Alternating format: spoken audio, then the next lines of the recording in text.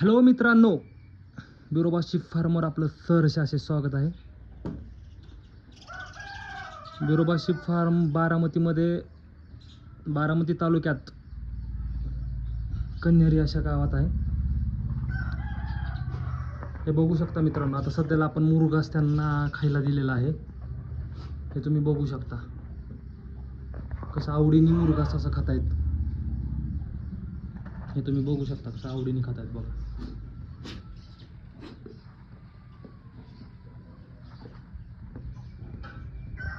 हे तुम्ही बघू शकता खूप असं चांगलं असं आवडीने खातात.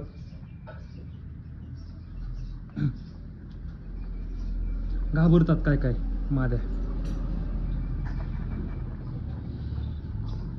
खरं तर मित्रांनो, तुम्हाला सांगायला मला चांगलं वाटतं की ही जी मेंढ्या असू द्या, गाय असू द्या, कोंबड्या असू द्या, म्हणजे गावाकडची जी लाईफ आहे ना, ती जगण्यामध्ये वेगळीच अशी एक मजा आहे. ती जॉब करण्यात नाही. जॉबमध्ये किती पण पेमेंट येऊ द्या, किती पण काय येऊ द्या, काय नाही, ती मजा नाही. तिकडं कोंबडा कसा ओरडतोय, हे बघा चिमणी, तर तुम्हाला दिसते चिमणी, हे चिमणी बघा, शेळी कशी निवांत खाऊन बसलेले. ही जी मजा आहे ना, ही फक्त गावाकडची लोक आनंद घेऊ शकतात. म्हणजे हा जो आनंद आहे हा कुणी घेऊ शकत नाही. त्या आनंद घेण्यासाठी गावाकडंच राहावं लागतं किंवा अशा प्रकारचं सोनं सांभाळावं लागतं. म्हणजे खऱ्या प्रकारे एक सोनंच आहे, कारण हे ATM प्रमाणे काम करतं. म्हणजे गरीबाची ATM म्हणलं तरी चालेल, म्हणजे इन्व्हेस्टमेंट म्हणलं तरी चालेल. हे जे आहे सोनं, ते सोनं तर आहे असं राहतं, पण कंटिन्यू इन्कम देत राहतं. म्हणजे ATM प्रमाणे किंवा बँकेतल्या एखाद्या अकाउंटप्रमाणे हे काम करतं. इंटरेस्ट कंटिन्यू वाढत राहतो. कंटिन्यू इंटरेस्ट वाढतच जातो. कमी कधी होत नाही. जर आपलं व्यवस्थित लक्ष, मॅनेजमेंट आणि त्यांच्यावरती मुळात आवड असेल ना, तर मला नाही वाटत काय प्रॉब्लेम येऊ शकतो म्हणून. त्याचप्रमाणे हे काम करतं. तुम्ही बघू शकता कसं पाण्याची वगैरे सोय केलेली आहे साईडला. हे चाटणवीट लावलेली आहे. चाटणवीट महत्त्वाचे आहे. चाटणवीट पण लावणं गरजेचं आहे. हे बघू शकता तुम्ही. अशा प्रकारचं मॅनेजमेंट करायला पाहिजे. माझं पण काही गोष्टी चुकलेल्या आहेत. मला जर गोट्याचं वगैरे काम करायचं आहे.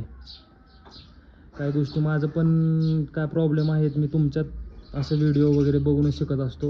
किंवा काय माझे स्वतःचे पण अनुभव आहेत की एक म्हणजे प्रॉब्लेम काय आहे माहिती आहे का, पिल्ले म्हणजे जे आपण पिल्ले असतात ते आणि मेंढी साईडला पाहिजे.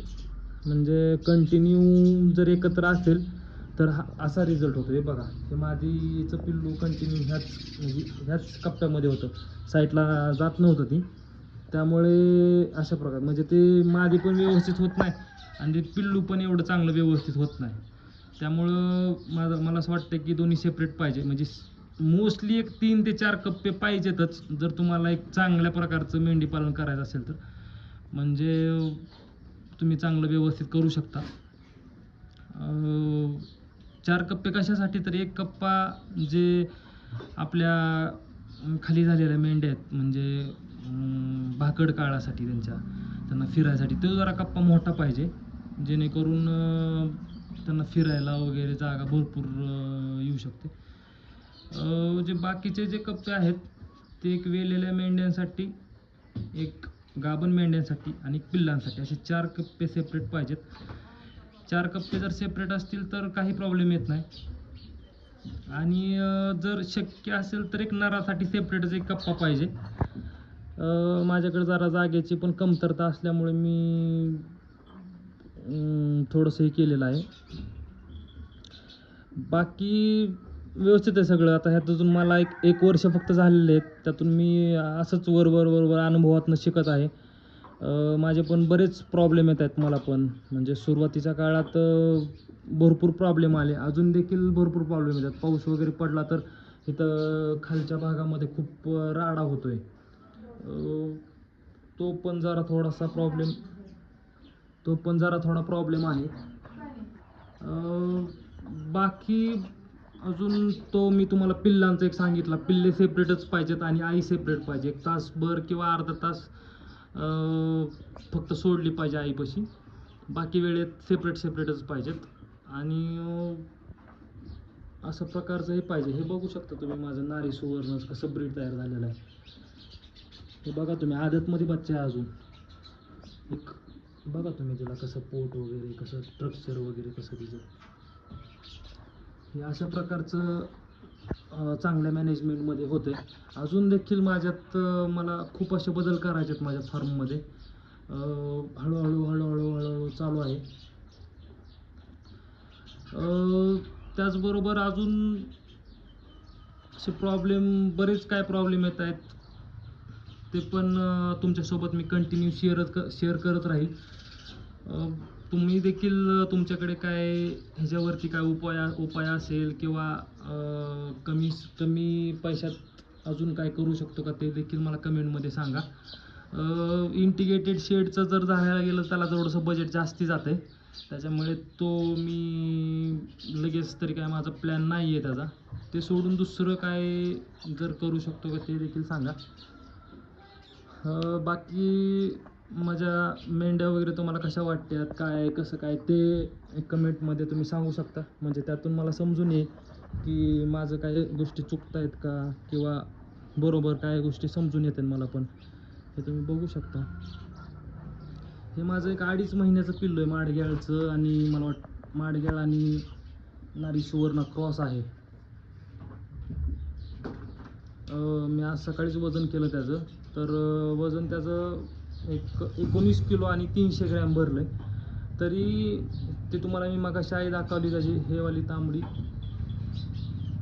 ती खराब झालेली आहे, ती त्याची आई आहे. तर ते सेपरेट असतं तर अजून मला असं वाटतं की 3 ते 4 किलो वजन त्याचं अजून वाढलं असतं.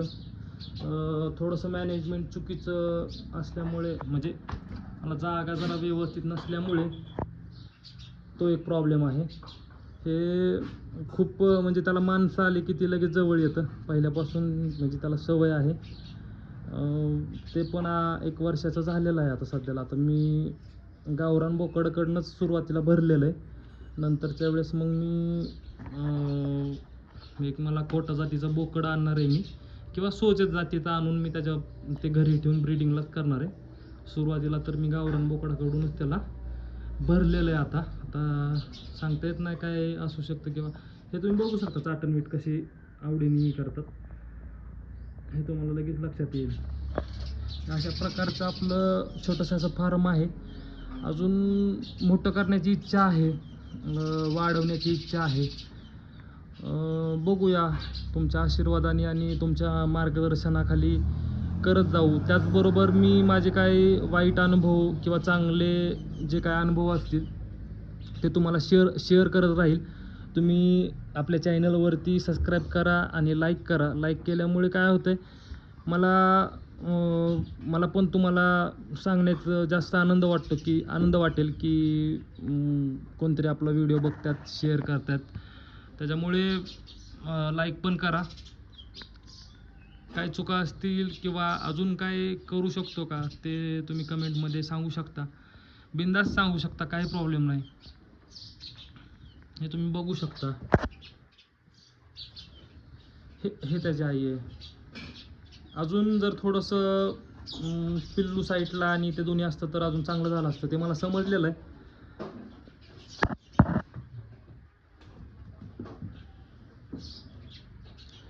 त्या गोष्टी समजलेल्या आहेत मला. ते जरा जागेचा प्रॉब्लेम असल्यामुळे तिला व्हिडिओमध्ये यायचं आहे, त्याच्यामुळं ती कंटिन्यू येतच आहे माझ्याकडे. हे तुम्ही बघू शकता का, परत आली इकडेच माझ्याकडे. ती जरा मादी जास्तच घाबरट आहे, तिला माणसं वगैरे जवळ नाही चालत, आलं की ती पळून जाते लगेच.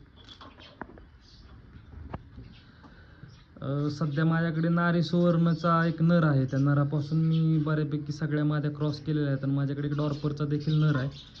त्या नरापासून मी काही माद्या क्रॉस केलेल्या आहेत. अशा माझ्याकडे टोटल सगळ्या मिळून 13 माद्या आहेत. वाढवण्याचा विचार आहे सध्याला तरी. नारीच्या काय आहेत, परत डॉर्परचा एक नर आहे, माडग्याच्या माद्या आहेत, प्युअरमधल्या माडग्याच्या काय माद्या आहेत, जरा क्रॉसच्या काय आहेत, अशा मिळून 13 माद्या आहेत टोटल सगळे मिळून. वाढवण्याचा विचार आहे. परत जरा शेडचं पण जरा काम करायचं आहे थोडंसं. शेडचं वगैरे काम केल्यावरती होऊन जाईल. जरा प्रॉब्लेम आहेत. सुरुवातीला मी कमी खर्चात करायला बघितलं, पण काय प्रॉब्लेम येत आहेत. पण ठीक आहे, काय प्रॉब्लेम नाही आहे. तरी तसं बघायला गेलं तर 2.5 महिन्यात 19 किलो वजन म्हणल्यावर ठीक आहे, असं काही लई पण कमी नाही. पण तो एक प्रॉब्लेम झाला की त्याची आई जरा थोडीशी खराब झाली. तो एक प्रॉब्लेम झाला. बाकी सगळं ठीक आहे. आता सध्याला 3-4 माद्या माझ्या वेल्या, त्यांची मी पिल्लं देऊन टाकली. एक पिल्लू फक्त शिल्लक राहिले. आता ते नरच आहे. तो काय जत्रेला वगैरे इथं गावामध्ये किंवा कुठं आता कधी एवढ्या 2-3 महिन्यामध्ये येऊन विकून जाईल ती, त्याचं काय राहणार नाही. अशा प्रकारचं नियोजन आहे. चालेल, काय वाटलं तुम्हाला तर कमेंट करा, सबस्क्राईब करा, लाईक करा.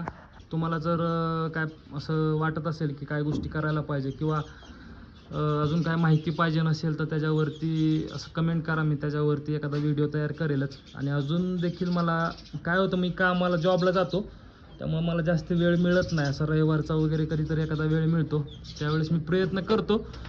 पण काय झालेलं असतं, रविवारची एकच दिवस असतो, त्याच्यामुळे कामं भरपूर पडलेले असतात, म्हणजे राहिलेले असतात. ते कामच करावं लागतात. आज जर आहे थोडा वेळ सकाळचा म्हणून एक व्हिडिओ काढला. अजून देखील काय वाटलं तर कमेंटमध्ये सांगा. धन्यवाद.